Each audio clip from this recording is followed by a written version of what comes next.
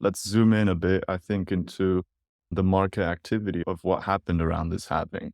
So, a little bit of context, a little bit of a recap for everyone. For those of you who read our newsletter as well, you'll be reminded of the fact that the US CPI print came out in early April and confirmed that there is rising inflation in the US. And this is actually the fourth time in a row that the inflation beats expectations.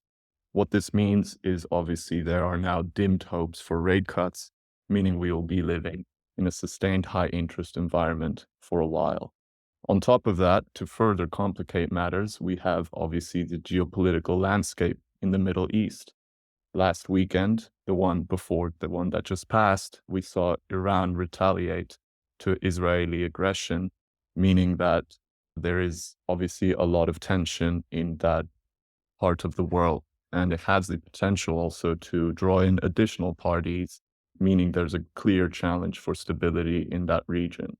All in all, it means this is a very tricky situation for Bitcoin to navigate. So let's have a look at the market activity and on-chain activity for Bitcoin.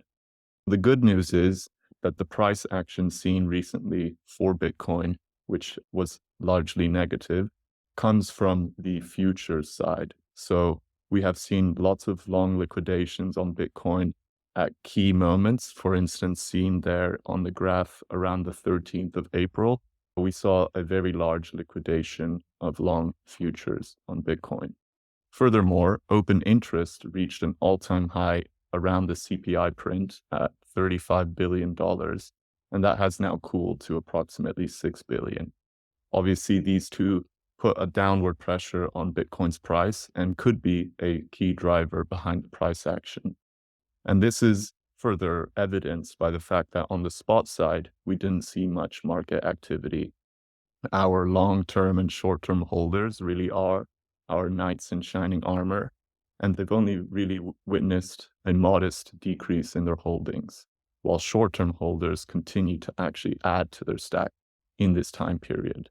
The importance here is that real believers in Bitcoin remain unaffected by both the price action of Bitcoin as well as the macro conditions that are ongoing at the moment.